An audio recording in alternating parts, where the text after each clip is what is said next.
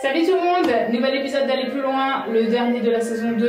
Et aujourd'hui, je passe un petit temps avec David du ministère de JPC. Sans plus tarder, let's go. Salut David, merci d'être avec nous aujourd'hui. Avec plaisir. Si tu veux te présenter du coup un peu à tout le monde, donner un peu ton témoignage, comment tu as rencontré le Seigneur, et puis partager du coup le ministère avec lequel tu travailles. Ok, ça roule. Alors je m'appelle David Keyan, donc je travaille avec JPC, j'en parlerai un peu plus tout à l'heure. Donc moi j'ai grandi dans une famille chrétienne, et là il y a plein de gens qui regardent qui disent moi aussi. On est assez nombreux dans ce cas-là. J'ai toujours été dans le milieu chrétien qui était pour moi naturel, mais pendant des années avec une notion d'insatisfaction. J'allais à l'église, je participais, j'étais au groupe de jeunes, je faisais des colos. Mais j'avais l'impression qu'il y a un truc qui marchait pas avec moi. Je crois que je me suis converti 40 fois, tu sais, de lever la main. Et puis j'avais entendu un jour un témoignage, un pasteur qui racontait que le jour où il s'est converti, il a eu une lumière dans la chambre. Toute la nuit, il a ressenti un truc extraordinaire. Et je me disais, ah mais c'est ça la conversion. Et je levais la main dans les réunions, qui veut? Donc moi, je dis, mince, il s'est rien passé aujourd'hui. Et puis un jour, je discutais avec une jeune dans un camp. Je viens des églises évangéliques arméniennes. On a un centre de vacances en Haute-Savoie. Et puis, elle me pose une question, elle me dit, est-ce que tu es converti? Je lui dis, oui, mais... Et elle était plus jeune que moi. Hein. Moi, j'avais 19 ans, elle avait 17. Et là, elle me dit, mais quoi? J'ai dit, oui, mais je le ressens pas forcément, j'en suis... Et là, mais elle m'a séché, elle m'a dit, mais où tu as vu que la Bible parle de ressentir? Est-ce que tu sais ce que c'est la foi? Et là, ça m'a vraiment fait un électrochoc. Et ce jour-là, je me suis dit, mais en fait, elle a raison. Je cherchais à ressentir quelque chose. Et je réalise aujourd'hui que beaucoup de jeunes sont dans ce cas. Ils veulent ressentir qu'ils sont convertis. Ils veulent ressentir qu'ils sont pardonnés. Des fois, ils prient, ils demandent pardon, puis ils repartent comme s'ils avaient toujours le fardeau sur les épaules, parce qu'ils ressentent pas être pardonnés. Et moi, c'est un sujet qui me travaille pas mal. Et je leur dis, mais la Bible, c'est pas ce qu'elle nous dit. Il est fidèle et juste pour nous pardonner si nous lui confessons nos péchés. Et il nous purifie. Ça s'arrête là. Donc du coup, j'ai eu cette prise de conscience. Et puis après, j'étais dans un camp. Donc je fais beaucoup de choses parmi la jeunesse, même avant d'être à JPC. Je faisais un camp avec des pré-ados. Et je préparais une petite réunion. Et je tombe sur un passage. Alors, je crois qu'il était même déjà défini. C'est même pas moi qui l'ai choisi. Psaume 37, versets 4 et 5, il me semble. « Fais de l'Éternel tes délices, et il te donnera ce que ton cœur désire. Recommande ton sort à l'Éternel, mets en lui ta confiance, et il agira. » Et je lis ça, je me dis, mais en fait, c'est pour moi. J'ai l'impression que Dieu est en train de me dire, fais-moi confiance. Prends-moi comme ta priorité, et t'occupe pas du reste. Et du coup, ce jour-là, j'ai eu l'impression que Dieu me parlait, et je lui ai dit, c'est ça que je veux en fait pour ma vie. Alors il y avait un peu une part égoïste, parce que dans le verset il est dit « Il te donnera ce que ton cœur désire ». J'avais 23 ans, je finissais mes études, t'imagines tous les plans, tous les projets. Je dis bon, je veux bien, mais bon, j'aurais bien un petit gâteau, un petit machin. Donc voilà. Mais malgré tout, j'étais vraiment sincère et j'ai dit à Dieu, ouais, j'ai envie vraiment de me concentrer sur toi, de faire de toi mes délices. Et donc on pourrait dire j'ai redémarrer un nouvel engagement. Ça, c'était en juillet 1992. 15 jours après, je repartais pour un autre camp, encore une fois. J'étais en moto et là, j'ai eu un accident. J'ai été percuté par un véhicule. Alors, un accident assez lourd. J'étais amputé d'une jambe, donc il me manque une jambe. J'ai le bras gauche qui ne fonctionne plus depuis. Puis plein d'autres conséquences. Et les médecins disaient même, la jambe et le bras, c'est le moins grave. Tout le corps était affecté. J'ai passé 3 semaines en réanimation. Alors aujourd'hui, tout le monde sait ce que c'est la réanimation. Merci le Covid. Enfin, je ne sais pas si on peut dire ça. Mais du coup, j'ai passé 3 semaines au cours desquelles, à plusieurs reprises, on a appelé mes parents. On leur a dit, venez. Et maintenant, dites-lui au revoir. C'est fini. J'étais vraiment dans une situation au niveau des poumons, du cœur, des reins, les reins fonctionnaient, tout un tas de choses. Les organes. Voilà. Et les médecins étaient convaincus. Il y avait 4 motards en réanimation au moment où j'y étais, j'étais le 4e. Ils ont dit à mes parents, il faut qu'on soit très honnête avec vous, il y a 4 motards en réa. Bon, si on est en réa, c'est pas qu'on prend des vacances, en général, c'est qu'on est dans une situation vitale. Mais le cas de votre fils, pour nous, est le plus grave et le plus préoccupant. Dans les jours qui ont suivi, les 3 autres motards sont morts. Et moi, avec le recul, j'ai vraiment le sentiment que Dieu a dit, je mets ma main au-dessus. Les hommes peuvent dire ce qu'ils pensent, il s'est passé ce qui s'est passé. moi je ne permets pas. Et je le dis avec le recul, mais en même temps, quand j'étais dans cette situation, je me souviens quand je me suis réveillé, donc je me rappelle de tout, hein, l'accident, je suis resté 20 minutes avant qu'on vienne me chercher dans une situation pas très confortable. Et je me rappelle que quand j'ai repris conscience, alors c'est peut-être un peu dur à comprendre, mais j'avais juste la notion que j'étais. Je suis vivant, mais je sais qu'il n'y a rien de plus. Tout est noir, il n'y a rien, je sais que je suis. Mais je sais que juste en dessous, il n'y a plus rien. Et j'avais cette sensation-là, j'étais dans ce noir, et là, il y avait, tu vois, comme cette lampe. Il y avait quelque chose sur ma droite, une lueur, et quand je la regardais, j'avais le sentiment, ne t'inquiète pas. Et j'étais là, je me disais, mais wow, il y a 2 semaines, j'étais en colo. Je me disais, qu'est-ce que je vais faire de ma vie? Est-ce que je vais me marier, pas me marier? J'ai passé mon BTS, je vais bosser. Donc j'avais plein de préoccupations en étant 100% valide. Là, j'étais, je ne le savais pas, à 2 pas de la mort et de toute façon avec certaines invalidités qui sont restées. Et je me disais, mais je suis moins inquiet aujourd'hui parce qu'il y a cette lumière que je l'étais à l'époque où tout allait bien, où je venais de finir mes études, j'allais rentrer dans la vie, 23 ans, j'étais super beau gosse en plus. Non mais tu vois, 23 ans, un garçon, on se sent fort et on rentre dans la vie, tu vois.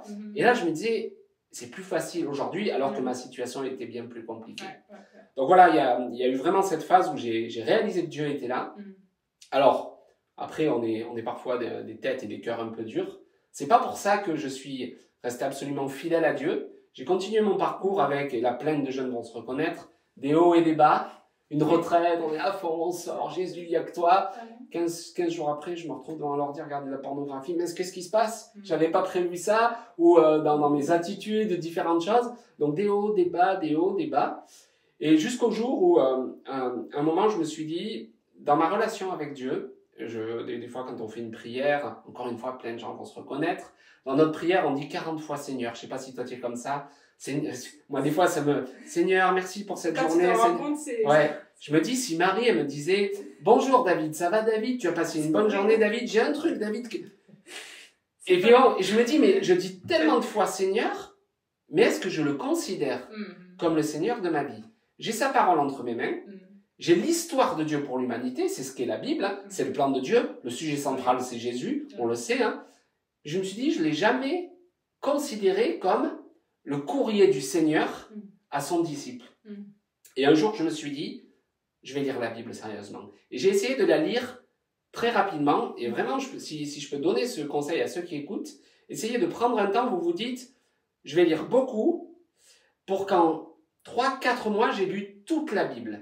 Alors, on ne prend pas le temps de méditer, on ne prend pas le temps de réfléchir, mais au moins, on a un aperçu de la Bible de A à Z. Et après, bien sûr, on va se replonger, on va creuser. Bien sûr, il faut méditer. Mais quand j'ai fait ça, j'ai pris un peu de recul et j'ai eu l'impression de comprendre ce que voulait nous dire la Bible. Aujourd'hui, tu ouvres la Bible, au hasard, comme beaucoup de jeunes le font, arrêtez de faire ça, les jeunes. J'ouvre la Bible, je mets mon doigt, je dis Dieu veut me dire ça aujourd'hui. Oui, hors contexte. Hein. Mais juste l'idée, des fois on ouvre la Bible, mais Dieu dit, attendez, c'est une histoire complète. Que Dieu a pensé, si elle est telle qu'elle nous est livrée aujourd'hui, c'est que Dieu l'a pensée. Donc du coup, moi je l'ai lu dans son ensemble. Aujourd'hui tu ouvres, tu tombes sur Jérémie ou sur Ésaïe, tu vois que le peuple d'Israël, ils sont nus, ils marchent, ils sont prisonniers, les femmes elles mangent leurs enfants. Tu dis, c'est quoi ce truc? C'est un film d'horreur, en plus c'est une réalité. Mais il est où Dieu dans tout ça? Mais quand tu prends un peu de recul, que tu vois ce qui s'est passé les 40 ans au désert, que tu vois les désobéissances, les idolâtries, les rappels de Dieu, il revient, il veut les punir, il se repentent, il pardonne, etc., etc. Donc en lisant la Bible dans son ensemble, j'ai vraiment eu une autre approche de ce qu'elle était, une autre approche de ma relation avec Dieu, et je suis convaincu, alors ça vient pas de moi, hein, la Bible le dit de toute façon de manière très claire, mais que la parole de Dieu est vraiment le seul moyen d'être en bonne santé spirituelle. Moi, souvent à JPC, les jeunes me disent « Ouais, qu'est-ce qu'il faudrait faire ?» Mais moi, à un moment, quand j'étais dans cette phase dont je parlais tout à l'heure, où j'étais pas convaincu, je me disais peut-être il faut qu'un tel prie pour moi. J'ai même pensé à un moment, et si c'est Billy Graham qui priait pour moi, peut-être que... Tu vois. Mais aujourd'hui, je dis aux jeunes, des fois, il y en a, ils viennent me voir, ils me disent « Ouais, toi, tu peux prier pour moi ?» Je dis « Je peux le faire. » Ma prière, elle n'a pas plus d'efficacité parce que c'est David. Ce qui va déterminer la suite, c'est ta relation avec Dieu. Comment tu considères sa parole, comment tu la lis et la met en pratique. Parce que si on déconnecte les deux, la Bible elle nous dit d'elle-même, Jésus il a dit, ce ne sont pas ceux qui disent Seigneur, Seigneur, mais ceux qui font la volonté de mon Père, donc qui mettent en pratique ma parole. Donc la lire, la mettre en pratique, avoir une vie de prière, et là on a un équilibre spirituel, et le reste, il ne dépend plus de nous. C'est Dieu qui va le construire, c'est Dieu qui va le mettre en place. Donc voilà, mon témoignage, en même temps un petit conseil aux jeunes. Merci en tout cas d'avoir partagé ça, David. Avec et bah, du coup, je te laisse là, si tu veux présenter du coup le ministère JPC. Oui, alors, je suis équipier de JPC depuis quelques années. JPC, si on devait résumer la mission, c'est permettre à chaque jeune de vivre l'évangile. Donc l'objectif, c'est d'aller à la rencontre de la jeunesse. En France, il y a 12,5 millions de jeunes. Hein. Donc il y a du boulot, on n'est pas les seuls à faire ça. Mais nous, dans notre cadre, on le fait au travers de différentes activités. Des camps, des colos pour enfants, pour ados, comme vous faites ici, des camps d'évangélisation, des activités inter-églises de jeunesse, les soirées Pulse, qui existent dans plusieurs villes, des camps comme Bouge ta ville. On s'investit aussi depuis plus récemment dans le coaching, l'accompagnement plus individualisé pour développer la vie de disciples en 1 à 1.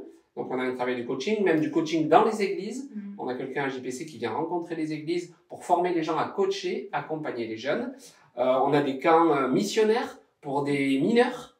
Ouais, ça s'appelle l'internship. Et puis on l'a aussi pour des adultes, étalé sur plusieurs semaines avec un coach, un peu avec le même principe. Donc différentes activités où l'enjeu, c'est d'aller vers la jeunesse, leur présenter Jésus, leur donner la possibilité de l'accepter et de vivre une vie de disciple au sein d'une église locale. Super. Voilà, pour résumer de manière rapide. Et justement cet été, c'est pour ça que je suis ici cette semaine, je viens visiter les églises locales. On met en place un camp d'une dizaine de jours, du 10 au 19 août, un camp d'évangélisation où l'objectif va être de développer la vie de disciples des jeunes, donc revoir les fondements de la foi chrétienne.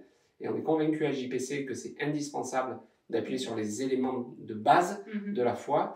Revoir les fondements, se former à l'évangélisation, puis partir, le mettre en pratique, aller sur les plages, partager l'évangile, discuter avec les gens, faire des activités pour les enfants, se mettre au service des églises locales, faire du nettoyage, de la peinture ou une activité d'évangélisation dans l'église et se concentrer sur les nécessiteux, aller visiter les maisons de retraite, passer du temps avec eux, faire diverses activités et les gars dans la rue, les SDF, passer du temps avec eux, leur donner à manger, etc. Voilà un peu le projet du 10 au 19 août pour les 16 à 30 ans. Ok, et du coup, bah, on mettra de toute façon toutes les infos là super. En bas dans l'écran pour, voilà, pour que les gens ils puissent aller voir ça.